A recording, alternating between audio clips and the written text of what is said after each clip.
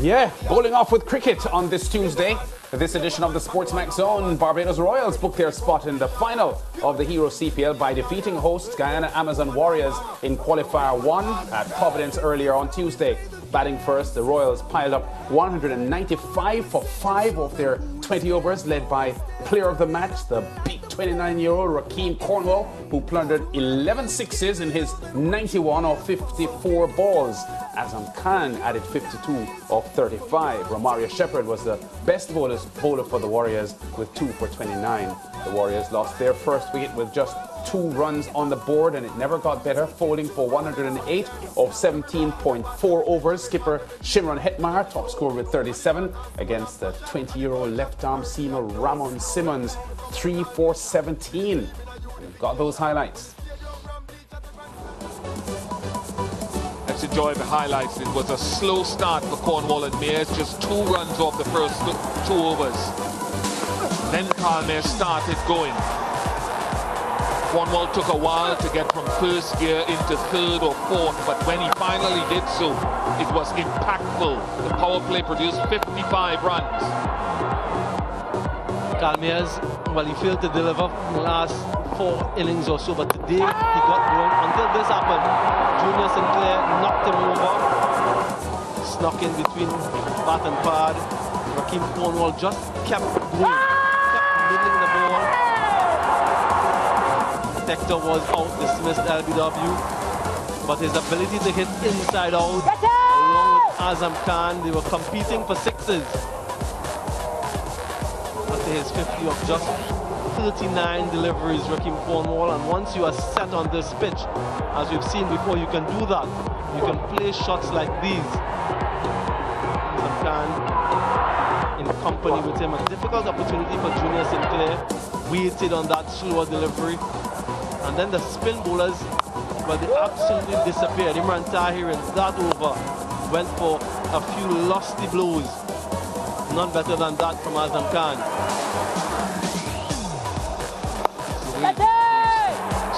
4 overs outside the power play produced just 19 runs, but Cornwall fell just short of his 100. Highest score in T20s, Najibullah Zagran feeling sure his time will come at some point. There's a little blooper from Gudakesh Moti,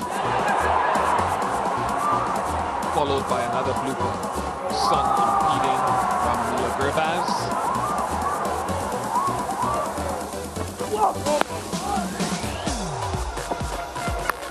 Jason Holder struck a 91, so did Azam Khan. That was the shot of the match for me because of the height of that delivery.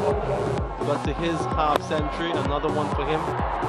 Eventually fell in the final over. Simple catch for William Smith. In the end, they got to very, very good score, 195. What the Amazon Warriors. The opening partnership. The Warriors didn't put on as many as they'd like. Gurbaz went early, a rare failure for him after the first game where he went for North in this tournament. Trying to pull Himraj up and buffed. Shea Hope should flex his muscle occasionally until his countryman, Ramon Simmons, got a good one through him. Was expected from Shakib Al-Hassan, falling over offside, missed one that was straight from Ramon Simmons. Again, the bowler. The 4th wicket in the power play was that of trying to pull Himraj. Mujib accounted for him. You know, Paul and Shimron Hetmar had the most significant partnership of the innings. 29 runs they produce before Cornwall intervened.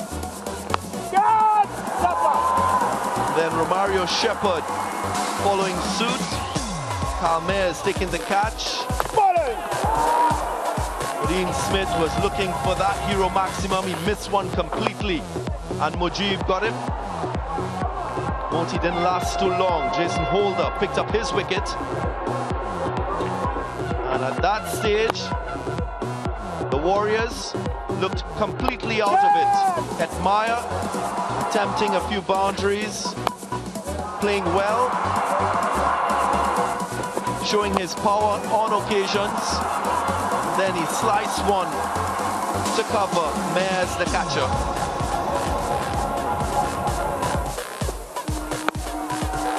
Life went out of the innings then if it hadn't gone before. Hunter here, final man to go to Harry Tector, whose awareness was good, and finally Walsh got a wicket, but smiles from Ramon Simmons and Yeah. Okay, so George Jimbo had a couple of scores in the 30s in Bastille, but hasn't been all that brilliant in his most recent matches. 1, 15, 20, 6 and 2 were his last 5 innings before today, but he exploded and the big man was hot. Oh, it was a tremendous innings. It was beautiful in its brutality, Yeah. Lance. Never an attempt at finesse, and he's not that kind of batsman. He's a brutal batsman when he's seeing it big and he has his timing right. And some of those sixes, they weren't stroked to the boundary. They were clubbed to the boundary. And not to take anything away from him as if he can't play from a cricketing shot, because Raheem Cornwall is a proper batsman. But what was needed today was some savagery to take the heart out of the Amazon Warriors team, and he ripped that heart out. Jimbo did, and then he pulled the spine out, and he just disemboweled the Amazon Warriors team. It was over from the first innings ended. Yeah, so the Royals, by far the most impressive team in the group stage of the competition, and they just advertised earlier on today that they are a very, very solid team, and maybe reinforcing the fact that they are favourites for the title. Well, we did say when we were discussing the form that the Royals were taking into the playoffs, and we spoke about the defeat that they had late. Yes. And I was saying before in the preview to that last match against the Warriors that clearly, having reached the promised land, guaranteed to finish top of the pile at the end of the preliminary stage. Off the accelerator. Yeah, they would. It's natural, because that's how athletes, that's how professional athletes are tuned. When the task at hand is serious, you are tuned to be at your very best. When the mission is accomplished, psychologically you take a step back. So they eased off the accelerator, and they were beaten. But they knew what they had done in the previous tournament assured them that they could turn up the wick in the lamp if necessary. They turned up the wick today, and they burnt all of the fingers of the Amazon Warriors. Yeah, and as we said before we went on air, George, there was no indicator from the Royals camp that Jimbo would have exploded today, because he has not been one of the leading lights for them so far in this tournament. But what we saw from Jimbo today is probably illustrating just how multidimensional their team is, and that you can't look for 1, 2 or 3 players to do it for them. They have so many players who are match winners. And that's the thing with this version of cricket. Not so much in test cricket. Yes, it applies in ODI cricket. Well, it applies in white ball cricket, but not in red ball cricket. What is it that I'm talking about? The fact that you can have a team, and the team is peopled with individuals who at a moment's notice can take a game away from the opposition. That is why so many people who are looking at the TKR's early season form were saying, nothing to worry about, because the TKR has many players of that profile who can take away a game from an opponent. Today, Jimbo by himself took the game so far away from the Amazon Warriors that all was left was for his teammates to sweep up the debris, put it in a garbage bag, tie it, and throw it in the bin. That's what happened today. Yeah, I want to say as well, though, that I don't think we should, conversely, read too much in the Amazon Warriors' below par performance today, because they're coming off a 4-game winning streak. They had a morning match today, which hasn't been the case for most of their matches since they arrived in Guyana. The fans weren't out in the big celebrative numbers that we had seen in recent days, with the thousands of fans there with their flags and so on, celebrating and cheering for the Warriors. So I think they may have been a little bit cold this morning. Not to take anything away from the Royals, who were very, very solid and played an almost unbeatable game this morning. But I'm not sure we've seen the last of the Warriors. Well, they play again tomorrow, of course. But I'm not sure we've seen the last of them as far as the championship title bid is concerned. We have suggested that arguably the 2 best teams we've seen, clearly the Royals have been the best team we've seen so far, but it's arguable that the Warriors and their late season, but it is the CPL season, late season form, qualifies them to be regarded as the other good team in the tournament. Yeah. The thing is this: sometimes in sport, when you have team sports and teams colliding, sometimes a team that is beaten badly, you can say, well, they had an off day by themselves.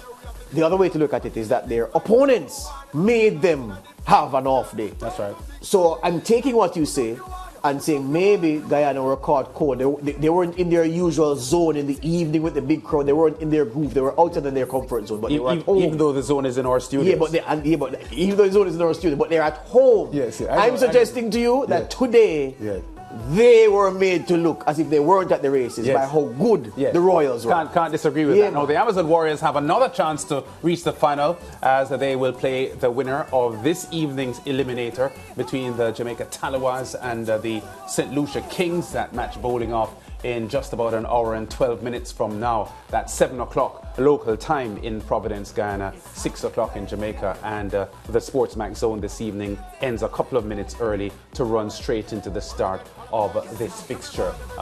George, as we know, a big Jamaica Talawas fan, adopted because he wasn't always a Talawas fan, but for a few reasons he has been a little bit nervous over the past couple of days about banking on the Talawas. Yeah, to be fair, yes, to call it straight, the Kings have been better than us over the course of the tournament so far. Up to this point, the Kings have been the better team, and that is supported by the fact that they finished third in the preliminary stage. The table doesn't lie. We'll have to improve to win the Talawas. We'll have to be consistent, and we'll have to depend on our very able captain to make the right decisions bowling-wise and to make sure that he gets his calculations right. And his calculations are so right that when it comes to the death part of the innings, that he uses the men who are able to have a strong effect on the game and not just do anything and hope for a good result, which I'm accusing him of from the last game against the Warriors when it went very, very much pear-shaped. We have match winners in the team though, so I'm not worried. The Kings start as favourites, but the Talawas have the ammunition to take them down, and I'm banking on Fabian, Rovman and company to get the job done. Yeah, the last match I saw the Kings play, Faf du Plessis had a bit of a hamstring niggle. I'm not too sure how it was. I saw him favouring the hamstring. Without question, one of the best batsmen in this entire CPL, Faf du Plessis, and international as well, based on his acumen and his log historically. And he is the type of player that can take any game away from any team. Yeah, the thing is this, we've seen some big international players come to the CPL over time, but they don't play their international reputation. That charge can't be laid at the feet of Faf du Plessis, who looks in the CPL like the player he looks like internationally and in his other franchise assignments. Yeah, that's for sure. So the Talawas against the Kings coming up at 7 o'clock local time in Guyana, 6 o'clock Jamaica time, and that is just about an hour and 10 minutes from now when the Sports Max Zone this evening closes off just a couple of minutes so that you can get the start and the first ball of eliminator match between the Kings and the Talawas. Back with more on the Zone after this. The game is getting hotter. Take it now or never. Hit another 6, there's no way we can lose. This is who we are, what we live for. We can't get enough. So get up and unite for your team. Give the best we've got. Hands up, right up, and play hard. Take it to the top. It's how we play.